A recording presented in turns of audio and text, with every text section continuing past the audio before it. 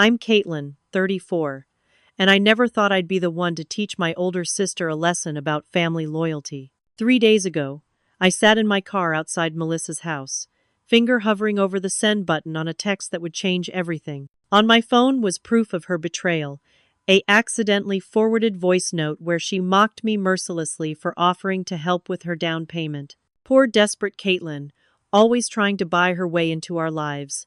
She had laughed to her husband. Little did she know, I'd already canceled the wire transfer. Before I dive into this family drama that completely transformed my relationship with my sister, I'd love to know where you're watching from. Drop your location in the comments and hit that like button if you've ever had to stand up to a family member who took you for granted. Subscribe to catch more real-life family stories where karma finally catches up. Now, let me take you back to how this all started. Growing up, Melissa was always 5 years ahead of me in everything. 5 years older, 5 years wiser in our parents' eyes, and seemingly 5 steps ahead in life's race. While I was still learning to tie my shoelaces, she was winning spelling bees. When I entered middle school with braces and awkwardness, she was being crowned prom queen. Our childhood home in suburban Pennsylvania was plastered with Melissa's achievements, trophies, certificates, and newspaper clippings of her various accomplishments. My report cards, while mostly A's, were acknowledged with a quick good job before conversation returned to Melissa's latest triumph.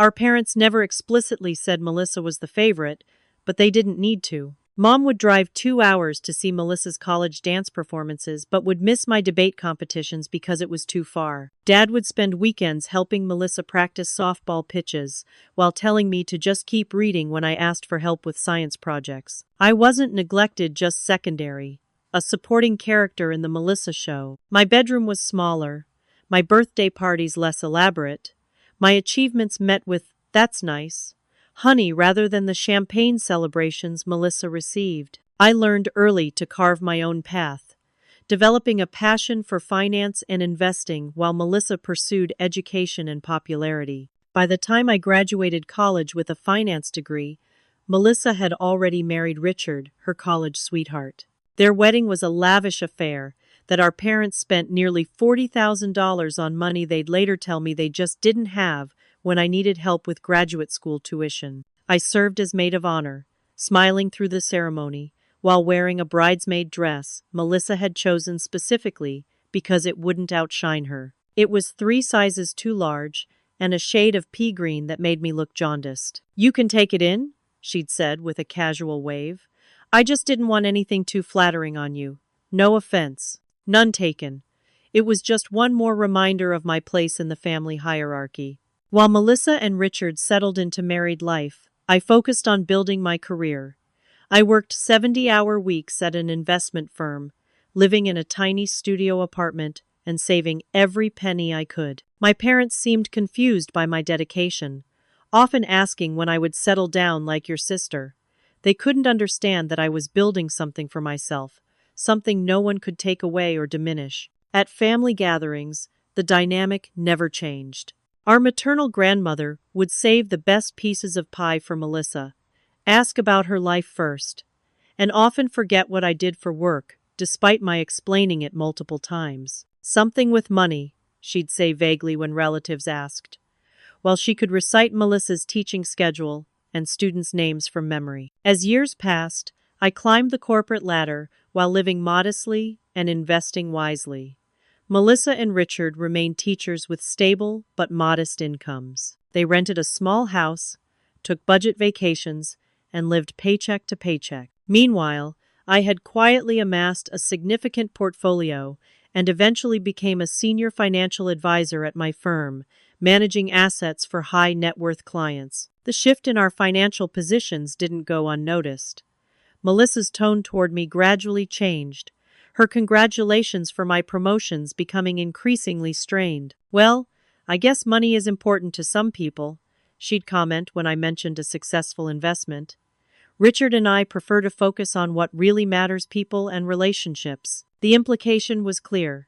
My success in finance made me somehow less authentic, less caring. What Melissa never acknowledged was that I'd supported multiple charities, mentored underprivileged kids in financial literacy, and funded our cousin's medical treatment when insurance wouldn't cover it. My financial success didn't define my humanity, but in Melissa's narrative, I was reduced to a money-obsessed corporate drone. When I decided not to have children, focusing instead on my career and personal freedom, Melissa seized upon this as further evidence of my cold nature. "It's sad you'll never know the joy of motherhood," she'd say, cuddling her son Jackson.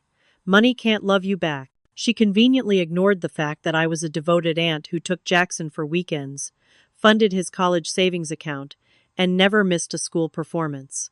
Last Thanksgiving, Melissa cornered me in our parents' kitchen. "You know," she said, swirling her wine, "Mom and Dad are really worried about you." "About what?" I asked, continuing to rinse dishes. "That you'll end up alone. All work and no family." "It's not natural, Kaitlyn." I bit my tongue, resisting the urge to point out that her marriage to Richard seemed to consist mainly of passive-aggressive sniping and separate vacations these days. "Just because I'm not following your life script doesn't mean mine is wrong," I finally replied. She laughed, that tinkling laugh she reserved for when she felt superior. "Oh, honey, you'll understand someday. Maybe." I didn't engage further.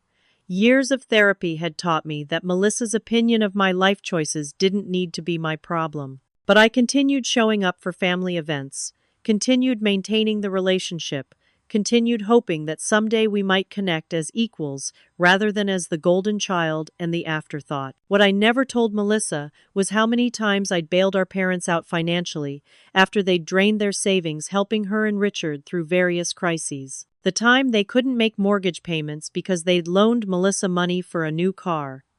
The credit card debt they'd accrued helping with Jackson's private preschool tuition. I quietly took care of it all, asking our parents to keep my assistance private, not because I wanted to lord it over Melissa, but because I knew it would damage our already fragile relationship. Despite everything, I still loved my sister. I still remembered the rare moments of connection, her teaching me to apply mascara before my first date, defending me against a neighborhood bully when I was 10, calling me first when Jackson was born. Somewhere beneath the competition and resentment, I believed there was still a bond worth preserving. That belief would soon be tested in ways I never imagined. The housing market in our area had become increasingly competitive over the past few years. Prices skyrocketed as tech companies expanded nearby, bringing an influx of high-earning professionals who could easily outbid locals like Melissa and Richard. They'd been renting the same 3-bedroom house for nearly 7 years, and their landlord had recently informed them he planned to sell the property within the year. At our monthly family dinner in March, Melissa was uncharacteristically quiet.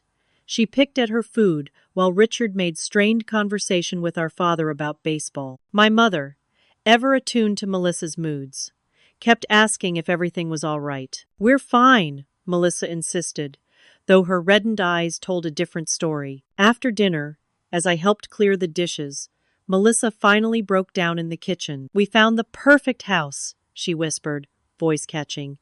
3 bedrooms, good school district for Jackson, a yard big enough for a dog. We've been saving for years, but she wiped her eyes with the back of her hand. "We put in an offer yesterday. Got outbid by nearly 50,000. Cash offer, no contingencies. That's the 4th one this year." I nodded sympathetically, understanding the brutal reality of the current market. "We can't keep renting forever," she continued. "Jackson needs stability, and with prices going up every month, we're just falling further behind."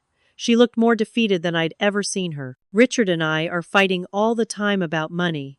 I'm starting to think we'll never have a home of our own." I listened silently, washing dishes while weighing my options. Getting financially involved with family was something I'd always avoided. I'd seen too many relationships destroyed by money, too many bitter feuds erupt over loans and expectations. But seeing Melissa always so confident and composed, reduced to tears over something I could easily help with, stirred something in me. "Have you considered looking in other neighborhoods?" I asked cautiously. "We've looked everywhere, within commuting distance of our schools," she sighed. "Unless one of us changes jobs, we're stuck in this area. And even the affordable neighborhoods are getting bid up now." I took a deep breath. I might be able to help. Melissa looked up, confused. What do you mean? I have some savings, I said carefully. I could help with a down payment. Enough to make your offers competitive. Her eyes widened. Kaitlyn, we couldn't possibly. It would be a loan, I clarified quickly. Low interest, flexible repayment terms. But it could get you over this hurdle. How much are we talking about? She asked, her voice barely audible. 50,000, I said. Enough to make your offers stand out without completely depleting my emergency fund. Melissa's hand flew to her mouth. For a moment, I saw something flicker in her eyes, calculation perhaps, but it was quickly replaced by what appeared to be genuine gratitude. I don't know what to say, she whispered. That would change everything for us. You don't need to decide now, I assured her. Talk to Richard, think it through. I can draw up terms that would be fair to everyone. She surprised me by pulling me into a tight hug, something she hadn't done in years. You have no idea what this means to us, she said, her voice muffled against my shoulder. To Jackson. That night, driving home, I felt a warmth I hadn't experienced in years. Perhaps this was a turning point in our relationship. Perhaps, finally, Melissa would see me as more than her awkward little sister or a convenient ATM. Perhaps we could build something genuine between us. Over the next few weeks, Melissa included me in their house hunting process in ways that seemed to signal a real change. She'd send me listings, asking for my opinion. We'd have long phone calls discussing neighborhoods, school ratings, property taxes. For the first time in our adult lives, it felt like we were equals, partners in an important endeavor. What do you think about this colonial in Oakwood Heights? She texted one Sunday, attaching photos of a charming two-story home with black shutters and a red door. Love the character, I replied. How's the inspection report look? Clean. And get this, it's under budget even with our competitive offer. The excitement in her messages was contagious. I found myself checking real estate listings during lunch breaks, researching property values in different neighborhoods, even driving by potential houses on weekends to check out the surrounding areas. When they finally had an offer accepted on a lovely craftsman-style home just 15 minutes from both their schools, Melissa called me immediately, her voice bubbling with joy. We got it, they accepted. Oh my God, Kaitlyn, we're going to be homeowners. I smiled so wide it hurt my face. Congratulations. When's the closing? 30 days. The sellers want to move quickly. Is that okay for the. She still seemed uncomfortable directly mentioning the money. That's fine, I assured her. I'll wire the funds 3 days before closing to make sure everything's settled in time. We're having a family dinner this weekend to celebrate. You're the guest of honor, obviously. Guest of honor. Those words struck me more deeply than I expected. For once, I wasn't an afterthought in family plans. The celebration dinner was surprisingly emotional. My parents toasted Melissa and Richard's new chapter. And then, to my shock, Melissa raised her glass to me. To Kaitlyn, she said, eyes glistening. The best sister anyone could ask for. Without you, this wouldn't be happening. Everyone clinked glasses. And for a moment, I felt truly seen by my family, validated, appreciated not just for my checkbook, but for the love behind the gesture. After dinner, I showed Melissa the loan document I'd prepared. The terms were generous interest well below market rate, payments that wouldn't begin for 6 months, and a clause allowing for payment holidays if they faced financial hardship. This is so formal, Melissa said, scanning the document. Don't you trust us? It's not about trust, I explained. It's about clarity. This way, everyone knows exactly what to expect. No room for misunderstandings down the road. She signed it with a slight roll of her eyes, but I insisted on Richard signing as well. Money and family made for complicated relationships, and I wanted everything in writing, no matter how much our bond seemed to be strengthening. As the closing date approached, Melissa's texts became more frequent. Updates on packing, questions about moving companies, debates about paint colors. I found myself looking forward to these exchanges, to being part of something important to her. Can you believe after all these years, we're finally becoming real adults with a mortgage? She texted one evening. Some of us have been adults for a while, I teased back. Yeah, but you know what I mean. A house is different. It's putting down roots. I set a calendar reminder for the wire transfer, scheduled for exactly 3 days before closing. Everything was falling perfectly into place, and for once, I felt like an integral part of my sister's life rather than an accessory to it. It was a perfectly ordinary Thursday morning at the office. I'd had back-to-back client meetings since 8 a.m.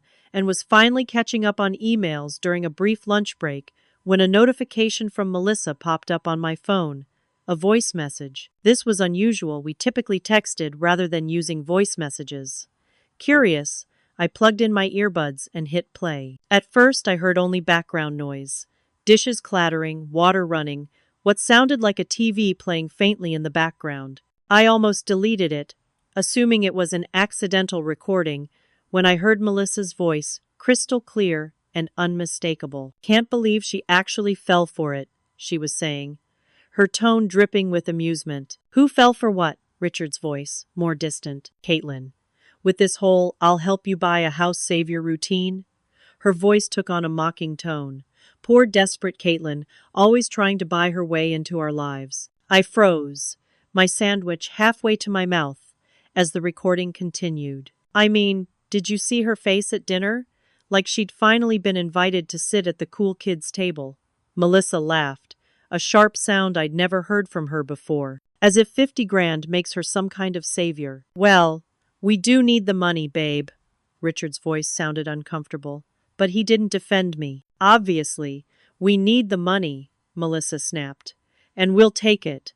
But she's probably going to hold this over our heads forever." Little Miss Perfect with her big corporate job and her investment portfolio. The mimicry in her voice was vicious. "Oh, look at me. I can afford to help my poor teacher sister buy a house." I couldn't breathe. My chest felt tight, my face burning with humiliation and shock. "We'll pay her back eventually, I guess," Melissa continued dismissively. "If she really insists on that stupid contract." "She did give us really good terms," Richard offered weakly. "Whatever. Once we get the money and close on the house, we can go back to seeing her at holidays and her annual, 'Look how charitable I am,' Christmas gifts for Jackson." There was the sound of a cabinet closing forcefully. I'm so tired of pretending to care about her stock tips and her client stories. Like anyone gives a shit about. The recording cut off abruptly. I sat motionless, earbuds still in, as if waiting for more. But there was nothing else. Just the hollow echo of my sister's true feelings about me reverberating in my head. With shaking hands, I replayed the message. Perhaps I'd misheard. Perhaps it was some kind of terrible joke. But no, the words were unmistakable, the contempt in Melissa's voice undeniable. Poor desperate Kaitlyn, always trying to buy her way into our lives. The sandwich turned to ash in my mouth. I set it down, no longer hungry. How could I have been so naive, so pathetically eager for connection that I'd missed what was right in front of me? I locked myself in the office bathroom, splashing cold water on my face as I tried to process what I'd heard. The worst part wasn't the mockery or even the ingratitude. It was the revelation that every moment of closeness we'd shared over the past weeks had been an act. Every excited text about house listings, every inclusion in their plans, every seeming step toward a real sisterly bond, all of it calculated to secure my financial health. Had it always been this way? Had every moment of connection throughout our lives been similarly performative? My mind raced back through memories, re-examining them through this new lens. Melissa inviting me to her wedding party only after learning I could help pay for the rehearsal dinner. Melissa suddenly becoming interested in my career advice when she was considering a job change. Melissa bringing Jackson for weekend visits when she and Richard wanted a break. How had I not seen it before? Back at my desk, I found 3 new messages from Melissa. "OMG, ignore that voice message. Total accident. My phone is being weird today, lol. Seriously, delete without listening, please. Was talking to my coworker about a parent at school." Each message more desperate than the last. She knew exactly what she'd sent. I didn't respond. Instead, I listened to the message again and again, each time hoping to hear something different, something that would make it less painful. But the words remained unchanged, their meaning unmistakable, as if 50 grand makes her some kind of savior. That evening, I sat in my apartment, staring at the loan document with both our signatures. Legally, it wasn't binding until I actually transferred the money. I was under no obligation to follow through. But beyond legalities lay the more complex question. What did I want to do? The instinct to confront Melissa immediately was strong. To call her, to demand an explanation, to let her know I'd heard every cutting word. But something held me back. A lifetime of being the understanding one, the peacekeeper, the sister who stepped aside to let Melissa shine. These patterns were hard to break. And beneath the hurt and anger lay something else. Strategic thinking. The closing date was only 10 days away. Melissa and Richard had already given notice on their rental. They'd scheduled movers, changed Jackson's school registration, probably bought new furniture. They were counting on my money, money they clearly felt entitled to despite their disdain for me. What would hurt more? A confrontation now, or letting them discover on their own that their plans had crumbled? I saved the voice message to my phone's storage, ensuring it wouldn't automatically delete. Then I silenced Melissa's increasingly frantic texts. I needed time to think, to plan, to decide how to respond to this betrayal without allowing my immediate emotions to dictate my actions. For once in our relationship, I held all the power, and I intended to use it wisely. The drive home from work that evening was a blur. Traffic lights, other cars, pedestrians, all seemed distant and unreal, as Melissa's words played on endless loop in my head. Poor, desperate Kaitlyn, always trying to buy her way into our lives. I nearly missed my exit, my mind so consumed by the recording that basic navigation became challenging. When I finally pulled into my apartment's parking garage, I sat in the car for nearly 20 minutes, staring blankly at the concrete wall in front of me. My first instinct was to call Melissa immediately, to confront her, to demand an explanation, to make her understand how deeply her words had cut. My finger hovered over her contact information several times, but something stopped me each time. What explanation could possibly justify what I'd heard? What apology would erase those words or the sentiment behind them? I finally dragged myself upstairs to my apartment, grateful to live alone, so no one would witness the emotional storm brewing inside me. I kicked off my heels, poured a generous glass of wine, and sank onto my couch, still in my work clothes. Had there been signs all along that I'd missed? Moments where Melissa's mask had slipped? I scrolled back through our text history, reading our exchanges with new eyes. "You've always been so good with money, Kaitlyn. I wish I had your brain for numbers." Translation: You're useful when I need financial help. Jackson misses his favorite aunt so much. When can you babysit again? Translation: Free childcare from the sister desperate for family connection. I value your opinion so much on this house. You're so much more practical than me. Translation: Better keep her invested in this process until the check clears. Every seemingly warm interaction now appeared calculated, every compliment designed to manipulate. The realization made me physically ill. I ran to the bathroom and wretched, my body's visceral reaction to the emotional betrayal. As I rinsed my mouth afterward, I stared at my reflection in the mirror. The woman looking back at me seemed different, somehow eyes harder, mouth set in a determined line. This wasn't just about money. This was about years of allowing myself to be used, of accepting scraps of affection in exchange for constant giving, of believing that if I just gave enough time, money, effort, love, eventually I would be seen and valued for who I was, not what I could provide. That night, I barely slept. I cycled through various scenarios, imagining different ways to respond. Option 1. Call Melissa immediately, play the voice note back to her, and tell her the deal is off. Result: dramatic confrontation, probably tears and excuses, possible intervention from our parents, and days or weeks of emotional fallout. Option 2. Pretend I never heard the message, proceed with the wire transfer, and silently resent my sister forever. Result: Melissa and Richard get their house. I lose both my money and my self-respect, and nothing changes in our fundamental dynamic. Option 3. Ghost Melissa completely, cancel the transfer without explanation, and let her panic as closing day approaches. Result: Temporary satisfaction for me, but likely family-wide drama and no real resolution. Option 4. Wait. Proceed as normally as possible via text, and cancel the transfer at the last minute with a clear explanation of why. Result. Melissa and Richard face the consequences of their actions. I maintain my dignity, and the ball lands firmly in their court regarding our future relationship. Around 3 a.m., I texted my friend Emma, knowing she'd see it in the morning. Need to talk. Sister emergency. Coffee before work? Emma had always been wary of Melissa.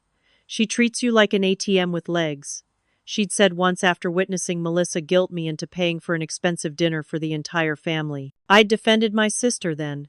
Now I wished I'd listened. The next morning, over strong coffee at the cafe near my office, I played the voice note for Emma. Her expression shifted from shock to outrage to a grim satisfaction. "I hate being right about this," she said when the recording ended. "But Kaitlyn, she's shown you who she really is. Finally, what do I do?" My voice sounded small, childlike, even to my own ears. Emma reached across the table and squeezed my hand. "What do you want to do?" "Part of me wants to hurt her like she hurt me," I admitted. "Let her get all the way to closing day and then pull the rug out. But another part just feels sad. Like I'm mourning the sister I thought I had." "Both reactions are valid," Emma said. "But consider this. Which response lets you maintain your integrity while also establishing that you won't be treated this way?" That afternoon, I met with my financial advisor under the guise of a regular portfolio review. After discussing my investments, I broached the real reason for my visit. "I've been considering helping my sister with a home down payment," I said carefully. $50,000 as a loan, but I'm having second thoughts. Marcus, my advisor for over 5 years, took off his glasses. "Family loans can be complicated. What's causing the hesitation?" I didn't share the voice note, just explained that I had reason to believe the loan might create more problems than it solved. "Legally, unless you've signed a binding agreement and already transferred the funds, you're under no obligation," he assured me. "Emotionally, that's the trickier part. And if I do decide against it, then we keep those funds where they are, earning interest for your future rather than subsidizing someone else's." The matter-of-fact way he framed it helped clear some of the emotional fog clouding my judgment. This wasn't about punishing Melissa or proving a point. It was about respecting myself enough to stop participating in a relationship that caused me harm. That evening, I found the voice note still saved on my phone. I listened to it one more time, letting the pain and anger wash through me. Then I did something I'd never done before in my relationship with Melissa. I prioritized my own well-being over her expectations. I created a calendar entry for the day before the wire transfer was due. Decision Day Melissa loan. Not because I hadn't already decided, but because I wanted time to ensure I was acting from clarity rather than hurt. Over the next few days, I responded minimally to Melissa's texts about the house, offering brief congratulations on their paint selection and non-committal sounds good replies to questions about furniture. She seemed to accept my relative silence as busyness with work, perhaps assuming the voice note incident had blown over since I hadn't confronted her about it. Meanwhile, I began setting boundaries with my parents as well. When my mother called to gush about how generous I was being with Melissa, apparently my sister had shared the news widely, I simply said, "I prefer not to discuss financial arrangements with others, Mom. It's between Melissa and me." "But we're family," she protested. "Yes, we are, and privacy is still important." It was a small step, but it felt significant, the first brick in a wall I was building, not to keep others out, but to protect what was within. I knew the fallout from my decision would be substantial. Melissa and Richard might not be able to close on the house. They'd likely lose their earnest money deposit. Their moving plans would be thrown into chaos. Jackson might have to stay at his current school rather than transferring. The family would be in an uproar. And yet, as the designated wire transfer date approached, I felt an increasing sense of calm. For the first time in our relationship, I wasn't contorting myself to accommodate Melissa's needs and wants. I wasn't sacrificing my own well-being for a crumb of her approval. The weekend before the scheduled transfer, I I booked a spa day for myself, something I rarely did despite my financial means. As I relaxed during a massage, I realized I was reclaiming more than just my money. I was reclaiming my sense of self-worth. That Sunday night, I drafted but didn't send multiple texts to Melissa. I heard every word of that voice message. The money is no longer available. After hearing how you really feel about me, I've decided not to proceed with the loan. I wonder if you'll be as dismissive of me when you realize your closing isn't happening. Each felt too reactive, too emotional. Instead, I settled on a simple plan. I would cancel the wire transfer as scheduled, and when Melissa inevitably reached out in panic, I would respond with the unvarnished truth. No drama, no extended justifications, just the consequence of her own actions delivered as matter-of-factly as possible. Monday morning, decision day. I woke up feeling strangely light. The uncertainty was gone. I knew exactly what I needed to do, not out of vengeance but out of self-respect. I called my bank and canceled the scheduled wire transfer, confirming that no funds would be sent. The banker asked no questions, simply processed my request, and sent a confirmation email. It was done. Now all that remained was to wait for Melissa to realize what had happened. Hey there.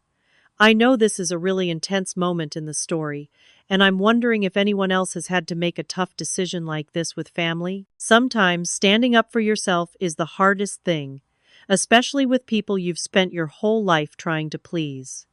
If you've been in a similar situation, I'd love to hear how you handled it. Let me continue with what happened next.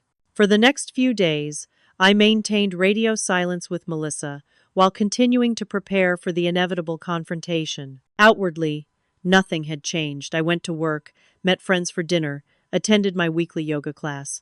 But internally, I was bracing for the storm I knew was coming. Melissa's texts continued with their usual frequency, growing increasingly focused on the upcoming closing. Moving company confirmed for next Saturday. Jackson is so excited about his new room, he's already planning where all his toys will go. The sellers left the washer and dryer. One less thing to buy. Each message twisted the knife a little deeper. Not because I felt guilty about my decision, but because they reinforced how performative Melissa's enthusiasm had been. Her texts were carefully crafted to keep me engaged in the process, to maintain my emotional investment until the money was safely in her account. On Wednesday, my mother called. "Melissa tells me you're helping them with the house," she began without preamble. "That's very generous, honey. Did she ask you to call me?" I asked, suddenly suspicious. "No, of course not. I just wanted to tell you how proud I am. You've done very well for yourself, and it's wonderful to see you sharing your success with family." I bit back the urge to ask where this pride had been when I was making Dean's List in college or receiving promotions at work. Instead, I simply said, "Melissa and I have an arrangement. I'd prefer to keep the details between us." "Well, she's just so thrilled. She's been showing everyone pictures of the house. Your father and I are planning to help them paint before they move in. You should join us. Make it a family project." I murmured something non-committal and ended the call as quickly as possible. So Melissa had told everyone about my financial assistance. Despite her apparent disdain for my money, she had no problem broadcasting my generosity when it suited her narrative. That evening, I combed through old emails and found a pattern I'd never noticed before.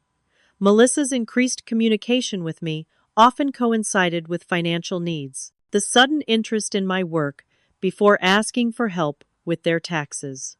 The flurry of photos of Jackson before mentioning his expensive summer camp. The lunch invitations that invariably ended with some version of, "Can you spot me until payday?" How had I been so blind? I created a folder on my computer labeled Melissa Documentation and saved screenshots of our recent text exchanges, the loan agreement, the email confirmation of my canceled wire transfer, and most importantly, a backup of the voice note. If this situation escalated, and I fully expected it would, I wanted evidence of exactly what had transpired. Thursday brought a shift in Melissa's messages. "Hey, just checking if you've sent the wire yet? Our mortgage broker wants to confirm all funds are in order." I didn't respond. An hour later, "Kaitlyn, can you let me know about the wire transfer? kind of important. Still, I remained silent. By afternoon, the tone had changed completely. Hello? We need to confirm the money for closing. This is really important, Kaitlyn.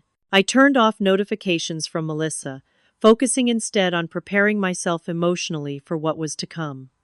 I scheduled a therapy session for Friday afternoon, knowing I'd need support. I cleared my weekend calendar, anticipating the family drama would require my full attention. I even prepared a brief script of what I would say when the confrontation finally happened, wanting to ensure I could express myself clearly, even through strong emotions. That evening, Richard called the first time he'd contacted me directly in months. "Hey, Kaitlyn," he began, his voice overly casual.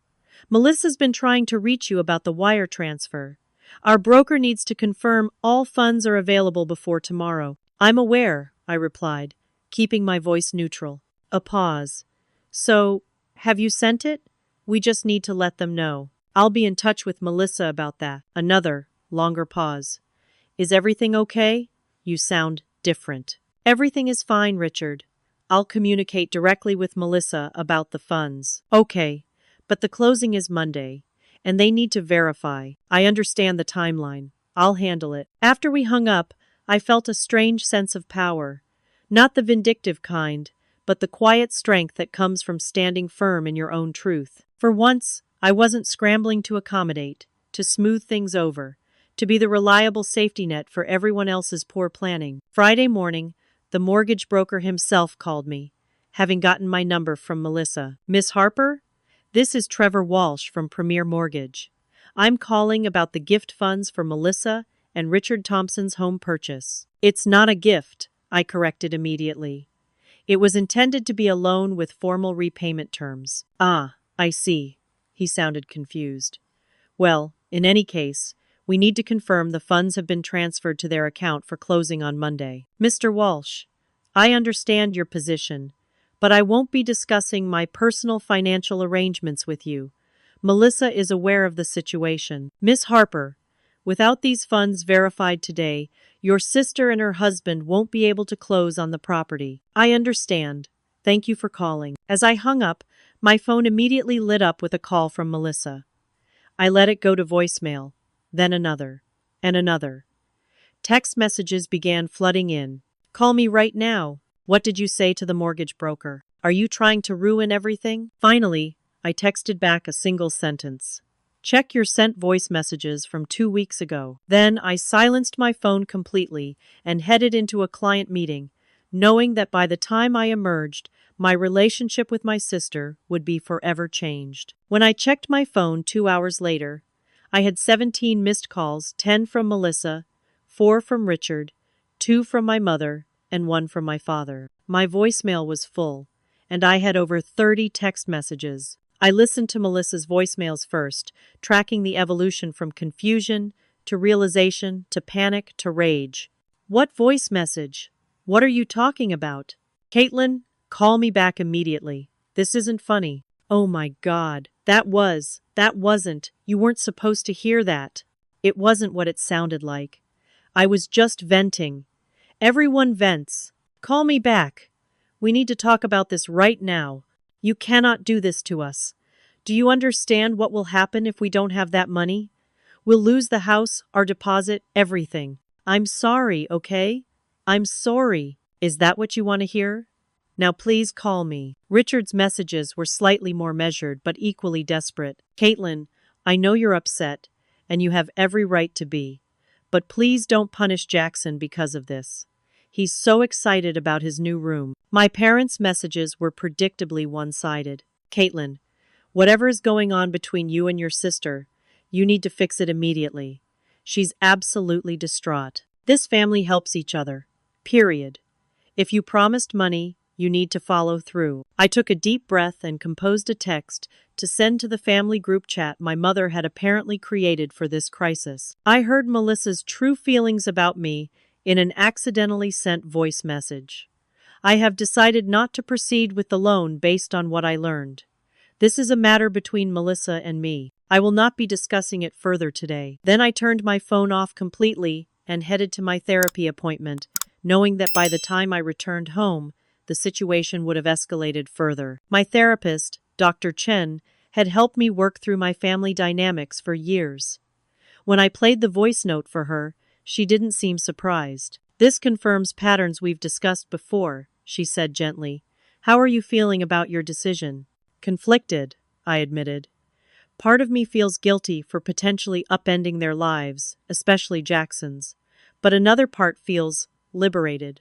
Like I've finally broken free of a lifelong pattern." "Both feelings can coexist," she reminded me. "You can regret the impact on innocent parties while still holding adults accountable for their actions." We spent the rest of the session developing strategies for maintaining boundaries through the confrontation I knew was coming. When I left her office, I felt centered and clear about my position. That clarity was immediately tested when I turned my phone back on to find a text from Melissa. "I'm at your apartment building.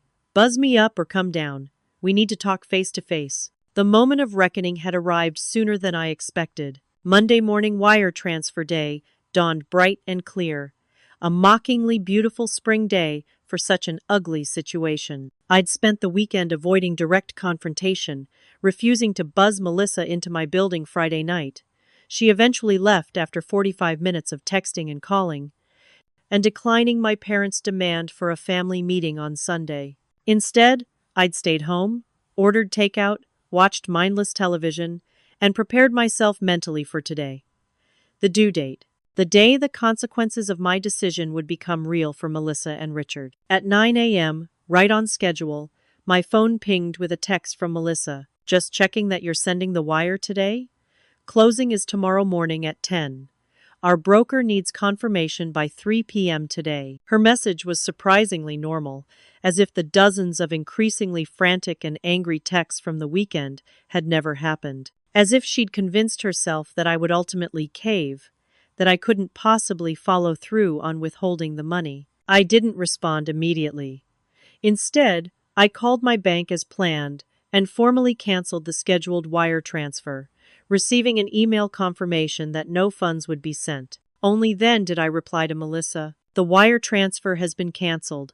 I will not be providing the funds we discussed." 3 dots appeared immediately, disappeared, reappeared. Finally, "You can't be serious."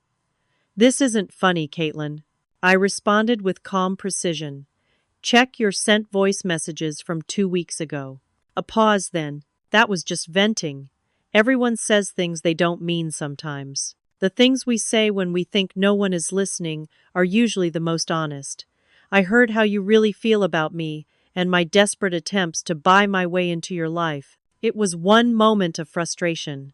You're going to destroy our chance at a home over one stupid comment?" "It wasn't the comment, Melissa. It was the truth behind it. You've been using me for years, and I finally heard how you really feel about it." My phone rang immediately. "Melissa." I declined the call and continued by text. "I prefer to keep this conversation in writing." "Pick up the phone. You're being ridiculous. I'm enforcing a boundary. Either we discuss this by text or not at all." Another call, declined again. Then, "Fine. You want it in writing? You're being petty and vindictive. We made one mistake, and you're punishing us by taking away our house. How is Jackson supposed to understand this?" "This isn't about punishing anyone. It's about me refusing to be used and mocked by someone who clearly doesn't respect me." "It was one comment." "No, it wasn't. It was an accidental moment of honesty that showed me how you really feel." Poor desperate Kaitlyn, always trying to buy her way into our lives, as if 50 grand makes her some kind of savior. We'll pay her back eventually, I guess. Once we get the money and close on the house, we can go back to seeing her at holidays. The 3 dots appeared and disappeared multiple times before Melissa finally responded. "I said things I didn't mean because I was stressed." "You've never said anything unkind about me?" "I'm sure I have. The difference is, I've never pretended to like you just to get your money." Another call, Richard this time. I declined it as well. Seconds later, my phone rang with a number I didn't recognize. "Curious," I answered. "Is this Kaitlyn Harper?" A male voice I didn't recognize. "Yes. Who's calling?" "This is Thomas Williams, the mortgage broker working with Melissa and Richard Thompson. They've given me permission to discuss their situation directly with you. That's not necessary. This is a private family matter. Miss Harper, I understand there's been a misunderstanding, but your sister and her husband are counting on these funds for closing tomorrow. Without them, they'll lose their earnest money deposit, $15,000, and potentially face other penalties. Again, Mr. Williams, this is between my sister and me. I've made my decision clear to her. Perhaps we can work out an alternative arrangement? A smaller amount? Or different terms? My decision is final. I won't be providing any funds. After ending that call, I emailed myself a record of the conversation, adding it to my documentation folder. Then I turned my attention back to the barrage of texts from Melissa. You're destroying our family over nothing. Mom and Dad are furious with you. We can't get another loan on such short notice. We'll lose everything. I took a deep breath and composed a final message. Melissa, I understand you're upset and panicking, but this is the consequence of your actions. I heard your true feelings about me and our relationship. I can't unhear them. I won't be providing the loan we discussed. I suggest you contact your mortgage broker to explore alternatives or request an extension on your closing. I won't be responding further today. Then I muted the conversation and focused on my work, knowing the family drama would continue to unfold regardless of my participation. Throughout the day, my phone buzzed constantly with calls and texts from various family members. My mother left a tearful voicemail, accusing me of cruelty and jealousy. My father, who rarely involved himself in conflicts between his daughters, sent a surprisingly harsh text. Fix this. Now. At 2:30 p.m., my assistant buzzed to inform me that Melissa was in the lobby, demanding to see me. I'm in meetings all afternoon, I told her, which wasn't entirely untrue. Please have security escort her out if necessary. Harsh? Perhaps, but I knew a face-to-face confrontation in my workplace would only end badly for everyone involved. Better to maintain the boundary I'd established. By 5 p.m., when I finally left the office, my phone showed 27 missed calls and over 50 unread messages. I scrolled through them briefly in the elevator, noting that the tone had shifted from anger to desperation. Please, Kaitlyn, we're begging you. We'll do anything. We can apologize publicly to the whole family if that's what you want. Name your terms. Anything. In the parking garage, I sat in my car for several minutes, processing the day's events. I didn't feel the vindictive satisfaction I'd half expected. Instead, I felt a complex mixture of sadness for what had been lost, relief at finally breaking the pattern, and anxiety about the confrontation I knew was still to come. As I started the car, my phone rang once more. Richard again. On impulse, I answered, putting him on speakerphone as I drove out of the garage. Kaitlyn, please, he began without preamble, his voice strained. I know what Melissa said was horrible, inexcusable, but we're about to lose everything over this. Our deposit, our credit rating, possibly even face legal action from the sellers. I'm sorry you're in this position, Richard. Truly. But Melissa made her feelings about me very clear. She doesn't mean any of that. She was just stressed and venting. We both know that's not true. The contempt in her voice was real. Poor, desperate Kaitlyn, always trying to buy her way into our lives. Those weren't stress-induced words, Richard. That was honesty. He was silent for a moment. What if I take full responsibility for the loan? Sign something saying Melissa has no claim or connection to it? This isn't about the money anymore. It's about respect, self-respect, in my case. What about Jackson? He's innocent in all this. The guilt trip exactly as I'd expected. Jackson will be fine. You'll find another house. One you can actually afford. Kaitlyn, please. I have to go, Richard. I've made my decision. As I pulled onto the highway, I noticed a text from an unknown number. Opening it at the next red light, I found a message from Melissa's realtor. Miss Harper, I understand you're reconsidering your gift to your sister's home purchase. As a mother myself, I urge you to think about your nephew.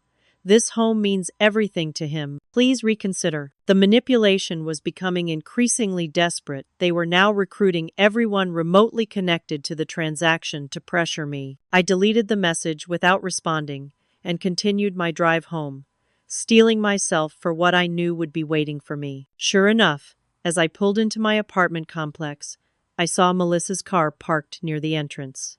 This time, I wouldn't be able to avoid the confrontation, and perhaps that was for the best. Some things needed to be said face to face. As I parked, I quickly checked my phone one last time and found a new email from my bank confirming that no wire transfer had been processed to Melissa and Richard's account. The due date had passed. The money was not sent. There was no going back now. Taking a deep breath, I got out of my car and headed toward the building entrance, where my sister stood waiting, her face a mask of desperation and rage. The moment of truth had arrived. I know we're at a crucial turning point in the story, and I've been reading all your comments so far. Some of you have shared similar experiences with family members who only valued what you could give them, and it's been so validating to know I'm not alone in this. If you've faced a confrontation like the one I'm about to describe, drop a comment about how you handled it. Did you stand your ground or give in? And if this story is resonating with you, hitting that like button helps others find it too. Now, let me tell you what happened when I finally faced my sister. Melissa spotted me the moment I stepped out of my car. Her normally perfect appearance was noticeably disheveled hair, hastily pulled back, makeup smudged around her eyes, clothes wrinkled as if she'd been wearing them all day. She started toward me immediately, her face a storm of emotions. Finally, she said, her voice carrying across the parking lot. "You can't keep avoiding me, Kaitlyn." I tightened my grip on my purse, where my phone was already recording audio, a precaution Dr. Chen had suggested. "I'm not avoiding you. I'm setting boundaries." "Boundaries?" She practically spat the word. "You're destroying our lives over a stupid voice message." Several neighbors walked past, slowing to observe our interaction with poorly disguised interest. I nodded politely to them before turning back to Melissa. "Let's not do this in the parking lot," I said, keeping my voice level. "We can talk in my apartment." She followed me silently to the elevator, vibrating with barely contained emotion beside me as we rode to the 6th floor. The moment my apartment door closed behind us, she erupted. "How could you do this to us? To Jackson? Do you have any idea what you've done?" I set down my purse and keys with deliberate calmness, removed my jacket, and only then turned to face her. "I think the better question is, how could you do what you did to me? Mocking me, using me, lying to me? It was one stupid message. One moment of frustration that you were never supposed to hear." "Exactly," I said quietly. "I wasn't supposed to hear it. I was supposed to remain blissfully ignorant while you took my money and laughed about how pathetic and desperate I am behind my back." "That's not—" She stopped, seeming to recalibrate. "Okay, what I said was awful. Inexcusable, I admit that. But people say terrible things sometimes, especially when they're stressed. It doesn't mean I don't love you. Doesn't it, though?" I moved to the kitchen, filling a glass with water to give my hands something to do. "Because it sounded pretty genuine to me, Melissa. Not like a momentary lapse, but like your actual opinion of me." "It's not. I promise you, it's not." Tears welled in her eyes. I was feeling insecure, okay? You have this amazing career, this financial success, and sometimes I feel less than. So I lashed out, said things I didn't mean. I took a sip of water, studying her over the rim of the glass. For the first time in our lives, I was seeing through her performance. The carefully timed tears, the strategic vulnerability, all of it designed to elicit a specific response from me. Sympathy, guilt, acquiescence. "Let me ask you something, Melissa. If I hadn't heard that message, if the wire had gone through as planned, would you have ever told me how you really feel? Or would you have kept pretending to value our closeness while mocking me behind my back?" She blinked rapidly. "That's not fair. It's a simple question." I wouldn't have said those things again. I felt guilty immediately. Not guilty enough to come clean. Not guilty enough to apologize until you were caught. "I'm apologizing now. I'm begging you. We'll lose everything if you don't help us." I set the glass down carefully. "That's the problem, isn't it? You're not sorry you hurt me. You're sorry you got caught and might lose the house." "That's not true." But her eyes slid away from mine, unable to maintain contact. "Then look me in the eye and tell me. If I agreed right now to send the money, would you still want to work on our relationship? Would you still feel this desperate need to apologize and make amends? She hesitated a fraction too long before answering. Of course I would. I don't believe you. And the sad thing is, I don't think you believe yourself either. Her facade cracked, frustration bleeding through. What do you want from me, Kaitlyn? Blood? A public confession? What will it take for you to stop punishing us? This isn't punishment. It's a natural consequence. You showed me exactly how you feel about me and my attempts to connect with you. I'm simply responding accordingly. By taking away our house? Her voice rose sharply. How is that not punishment? I'm not taking anything away. I'm simply not giving you something you clearly feel entitled to, despite your contempt for me. I don't feel contempt for you. Poor desperate Kaitlyn, always trying to buy her way into our lives. I quoted back to her. Your exact words, Melissa. In your exact tone. She flinched, then rallied. Okay, yes, I said those terrible things. But haven't you ever said something awful about me? In a moment of anger or frustration? Can you honestly tell me you've never had an unkind thought about your big sister? The question was designed to trap me, to force equivalence where none existed. I considered it carefully before responding. I've certainly been frustrated with you, hurt by you, even angry at you. But I've never pretended to value your presence in my life while secretly despising it. I've never manipulated you for financial gain while mocking your desire for connection. That's the difference. Her phone rang suddenly, Richard's ringtone. She answered immediately, turning slightly away from me. Any luck? His voice, tinny through the speaker. I'm trying, Melissa hissed. Give him more time. The broker says we're officially in breach if we don't have the funds confirmed by close of business. That's 20 minutes from now. Melissa's face contorted with panic. Keep him on the line. I'm still talking to her. It's not going to happen, Richard, I called, loud enough for him to hear. I've made my decision final. Kaitlyn, please. His voice cracked. We've already paid for movers, given notice on our rental, enrolled Jackson in the new school district. All before the money was actually in your account, I pointed out. That was your choice. Melissa ended the call abruptly, turning back to me with desperation etched in every line of her face. What will it take? Tell me what you want, and it's yours. I don't want anything from you, Melissa. That's the point you're missing.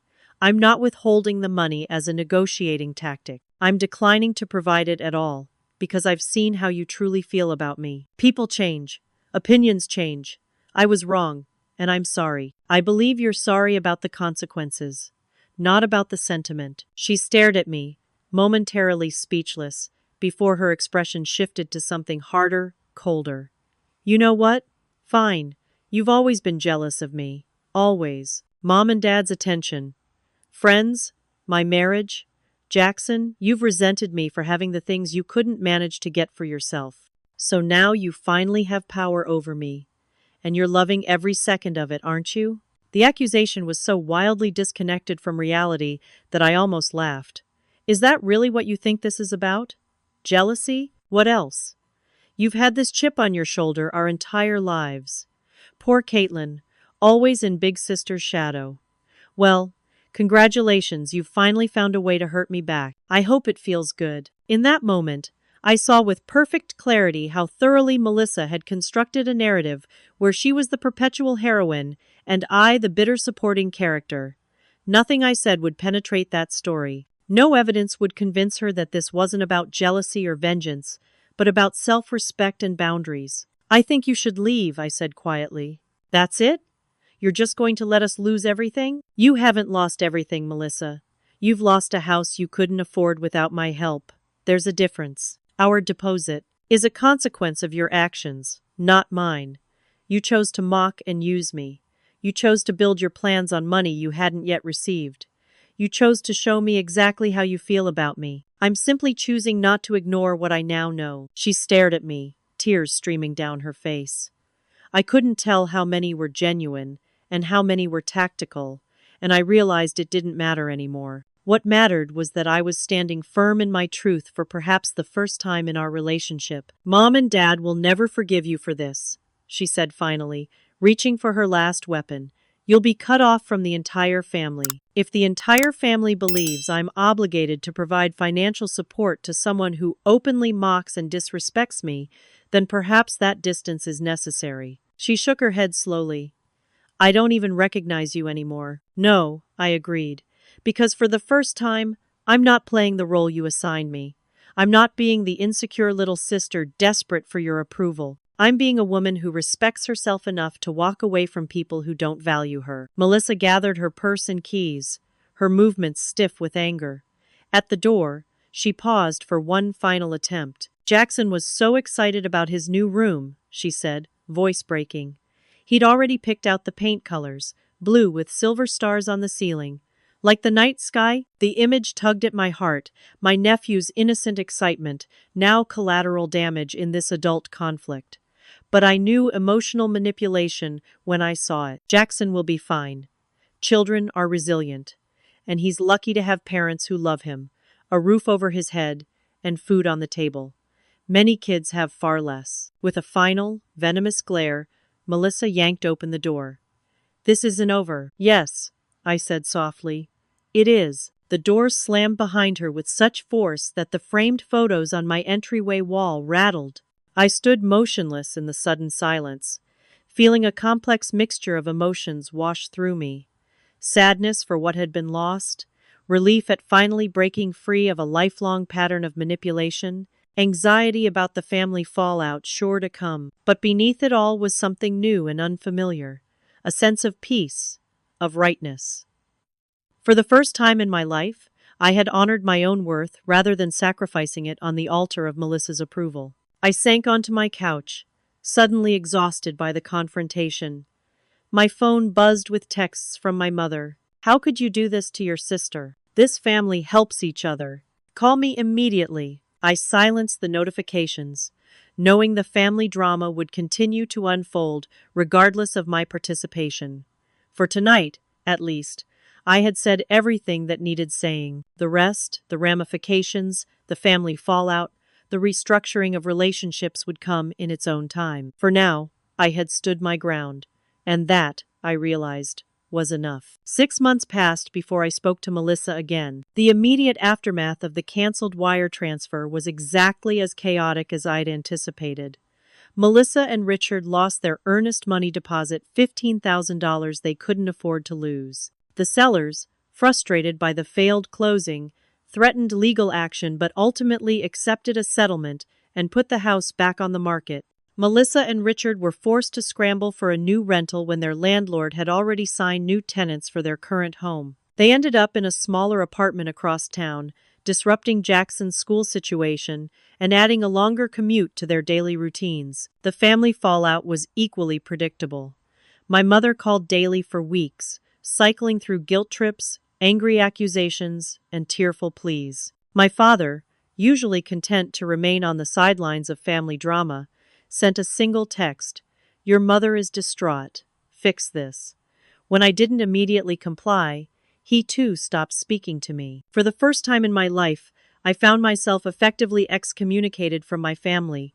No invitations to Sunday dinners, no updates about Jackson's activities, no group texts about holiday plans. The silence was both painful and oddly freeing. Without the constant strain of trying to earn Melissa's approval or my parents' equal regard, I found myself with emotional energy I'd never realized I was spending. I redirected it into my own life, deepening friendships, exploring new hobbies, even dating more actively than I had in years. Emma proved an unwavering source of support, hosting me for Thanksgiving when it became clear no family invitation would be forthcoming. My therapy sessions with Dr. Chen continued to provide valuable perspective as I navigated this new family dynamic. And somewhat surprisingly, several extended family members, cousins, aunts, and elderly great-uncle reached out independently, curious about what really happened after hearing Melissa's version. I was careful not to weaponize the voice note or engage in character assassination. I simply told the truth, that I'd heard Melissa mocking me and my attempts to connect with her family, and had decided not to proceed with the loan as a result. Most expressed understanding, even if they felt caught in an uncomfortable middle position. 3 months after the confrontation, I received an unexpected text from Richard. "Can we talk? Just the two of us." We met at a coffee shop halfway between our workplaces. He looked tired, with new lines around his eyes, and a heaviness to his movements I hadn't noticed before. "I want to apologize," he said after we'd settled with our drinks. "Not for Melissa, she needs to do that herself, but for my part in all this." I nodded, waiting for him to continue. "I should have stopped her when she started saying those things about you. I should have called her out. Instead, I just sat there, basically condoning it with my silence." He stared into his coffee, and I've been thinking about why I did that. The truth is, I've gotten used to taking the path of least resistance with Melissa. It's easier than confronting her. "I understand that pattern," I said carefully. "The thing is," he continued, "you're standing up to her." It made me realize how much I don't stand up to her. About anything. And it's not healthy for me, for her, for our marriage. He looked up, meeting my eyes directly. What happened with the house was a wake-up call in more ways than one. We talked for over an hour. Richard revealed that he and Melissa had started marriage counseling initiated by him, to her initial resistance, that they were working on their communication, and on Melissa's tendency to manipulate situations to get her way, that they'd created a realistic savings plan that might allow them to buy a more modest house in a few years, without external help. "I'm not asking you to forgive her right away," he said as we prepared to leave. "What she said was inexcusable. But I thought you should know that it's causing some real changes. In her, in May, in us." I appreciated his candor but remained cautious. "I'm glad to hear that, Richard, truly. But I need to see those changes myself before I can consider rebuilding any kind of relationship with Melissa." He nodded. "I understand. Just don't close the door completely, okay? Jackson misses his aunt." That was the first crack in my resolve, the thought of my nephew wondering why his once-present aunt had suddenly disappeared from his life. Not enough to make me regret my decision, but enough to make me consider what a path toward reconciliation might eventually look like. The first tentative steps came at Christmas. My parents, finally accepting that I wouldn't simply capitulate and return to the family fold without acknowledgement of what had happened, extended an olive branch in the form of a dinner invitation. "We miss you," my mother said stiffly over the phone. "And it's Christmas. Families should be together at Christmas." "Will Melissa be there?" I asked. A pause. "Yes, but she's agreed to be civil." Not exactly a heartfelt apology, but it was movement. "Then I'll be civil too." The dinner was awkward, but not disastrous. Melissa was subdued, avoiding direct interaction with me but not openly hostile. Jackson was delighted to see me, showing me his new toys and chattering about school, with no awareness of the adult tension surrounding us. My parents maintained a determined cheerfulness, as if through sheer force of will they could restore familial harmony. As we were preparing to leave, Melissa approached me in the hallway, away from the others. "I owe you an apology," she said, the words clearly rehearsed but seemingly genuine. "What I said in that voice message was cruel and untrue. I'm sorry for hurting you." I studied her face, looking for the manipulative tactics I'd grown so accustomed to. Instead, I saw something new, a vulnerability, a humility I'd rarely witnessed in my confident older sister. "Thank you for saying that," I replied carefully. "It means a lot to hear." "I've been doing a lot of thinking these past months," she continued, "about why I said those things, about why I felt so threatened by your success, your generosity. It's not an excuse, but I'm working on it. In therapy." The admission of therapy surprised me. Melissa had always dismissed psychological help as unnecessary for people with normal coping skills. "That's good to hear," I said, genuinely impressed by this step. "I don't expect you to forgive me right away, or ever maybe. But I wanted you to know that I understand now what I did, how wrong it was, and I'm trying to be better." She met my eyes directly. A better sister, a better person. It wasn't a perfect apology. There was no explicit acknowledgement of the pattern of behavior the voice note had revealed. no recognition of the years of manipulation. But it was a start, a genuine start. I appreciate that, Melissa. I really do. We didn't hug or make dramatic declarations of sisterly love renewed. But something shifted between us that night, a first small step on a long road toward a healthier relationship. In the months that followed, I maintained careful boundaries while allowing for cautious reconnection.